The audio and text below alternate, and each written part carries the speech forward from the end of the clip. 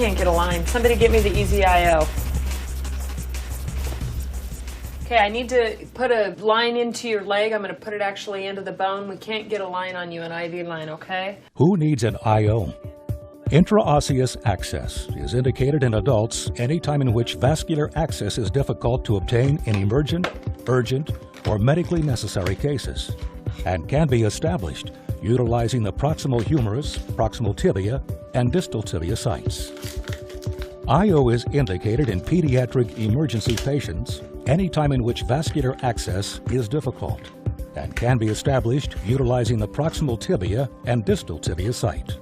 The proximal humerus can be used in patients when the landmarks can clearly be identified and IO is indicated.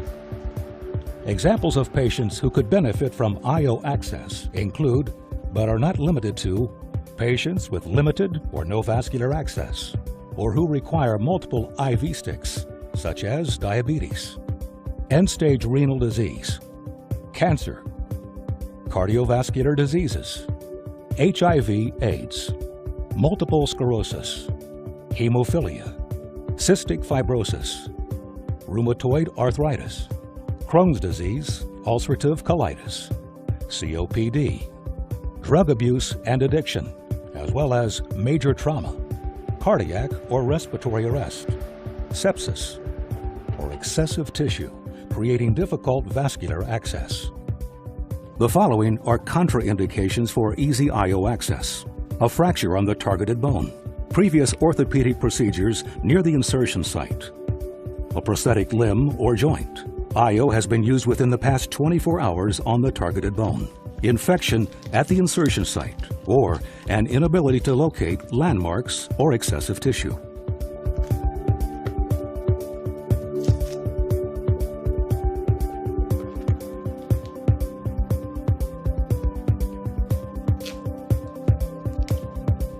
Okay, now I'll let you know before I'm going to put it in, okay? I'm just finding the spot where I'm going to put it.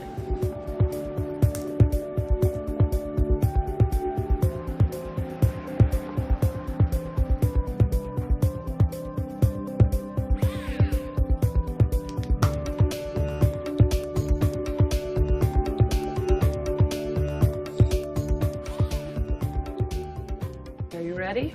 Mm-hmm. Okay, quick poke.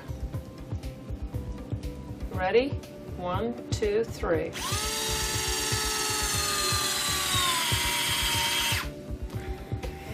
How was that? That's all right. Doing okay? Mm-hmm.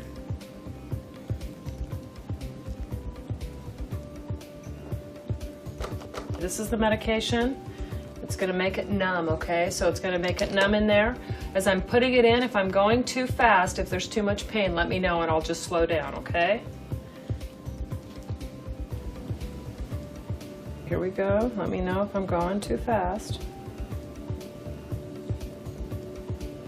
How are you doing? Fine. On a scale of 1 to 10, what's your pain? 2. Okay. And now? Maybe like a 3. Okay.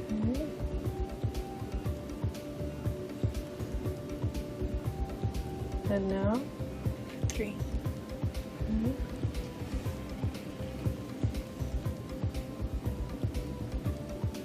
Still doing okay? Mm-hmm. What's your pain level at now? It's going down. 2. Okay. Now again, we're just going to go slowly here.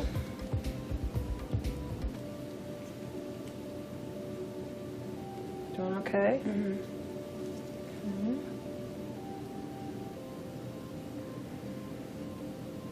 Still doing okay? What's your pain level on a scale of 1 to 10? Like a 4. Okay. All right, now this next flush needs to go in pretty quick. Okay, it's going to take me about 5 seconds. So I'm just going to count down with you. You're going to feel some pressure and some stinging pain when I do that. And then I'm going to be done in 5 seconds, okay? Are you ready? Yes. Okay. 1, 2, 3, 4, 5. Okay? All right. What's your pain level right now? Like a 4. Okay.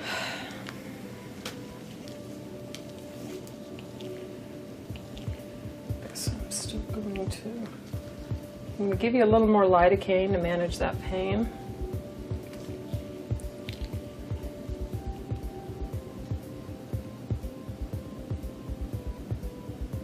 Doing okay still? What's your pain level? Like a 3.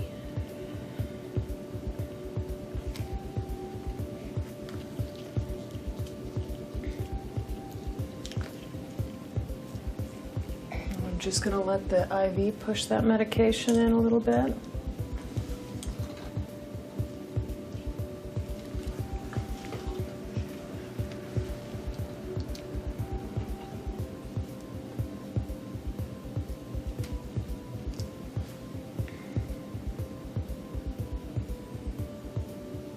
Doing okay still? Scale of 1 to 10, what's your pain at? Like a 1. All right.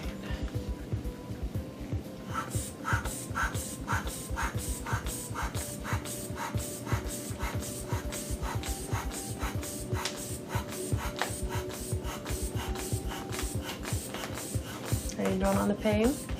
Okay. Still a 1. 1 still? Mm-hmm. Okay.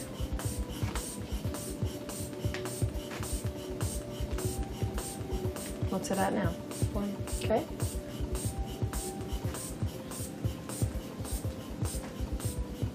Still a 1? Mm-hmm. Okay.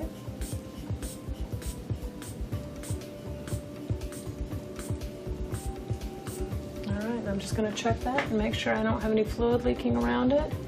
Great. Now the last thing is just to put the wristband on. This just lets everyone else in the hospital know that you've got an IO in place.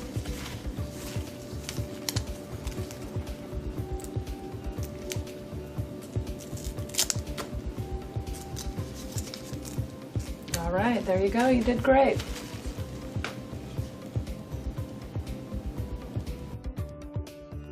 Okay, Kelly, we're ready to get this out, okay?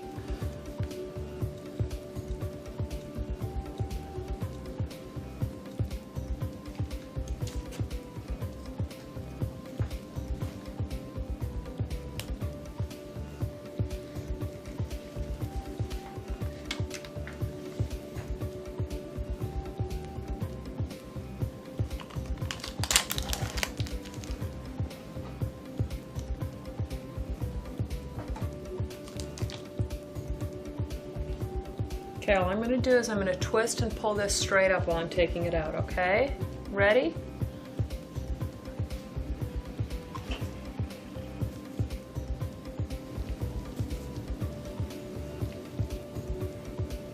And you're all done.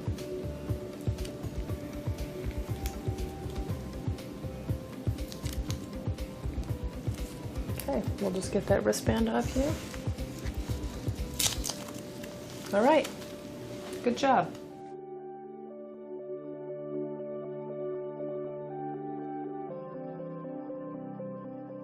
Okay, so Karen, we were not able to get IV access, so what we're going to do is we're going to get vascular access by putting it into the bone. So what you're going to feel is it feels a lot like an IV when it's going in. You're going to feel a little bit of pressure when it's going into the bone, and then I'm going to give you some medication once it's in there that's going to help to numb that area up so you won't feel anything after that, okay? Okay. So are you allergic to any medications? Just penicillin. Penicillin. Have you ever had lidocaine before? Not that I'm aware of. Okay, all right. When you're ready to place the needle, remove the Easy IO driver from the case and remove the trigger guard if present. Select the appropriate needle set and inspect the packaging for damage. Prepare the Easy Connect tubing that comes with the needle set. If the patient is responsive to pain, consider 2% lidocaine without preservatives or epinephrine, also known as cardiac lidocaine, for anesthesia prior to your initial saline flush. Once your Easy Connect is primed, clean the insertion site according to your institutional policy for aseptic procedures. Next, identify the site. The proximal humerus insertion site is located directly on the most prominent aspect of the greater tubercle. Ensure that the patient's hand is resting on the abdomen and that the elbow is adducted or close to the body. Slide your thumb up the interior shaft of the humerus until you feel the greater tubercle. This is the surgical neck. Depending on patient anatomy, approximately 1 centimeter above the surgical neck is the insertion site. VitaCare recommends the 45 millimeter needle on patients weighing more than 40 kilograms. The humerus is the preferred site for patients who are responsive to pain. Once the insertion is completed, secure the arm in place to prevent movement and accidental dislodgement of the IO catheter. The proximal tibia insertion site is approximately 2 centimeters below the patella and approximately 2 centimeters medial to the tibial tuberosity, depending on patient anatomy. The insertion sites for pediatric patients are the same as those for adults. In small children, generally under the age of 2, the tibial tuberosity may be difficult or impossible to locate.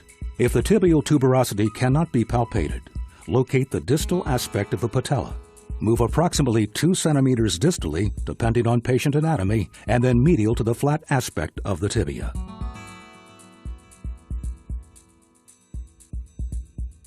The distal tibia insertion site is located approximately 3 centimeters proximal to the most prominent aspect of the medial malleolus, depending on patient anatomy. Place one finger directly over the medial malleolus. Move approximately 3 centimeters proximally and palpate the interior and posterior borders of the tibia to ensure the targeted insertion site is on the flat center aspect of the bone. Thank you for watching this training presentation. For more information, please visit www.vitacare.com.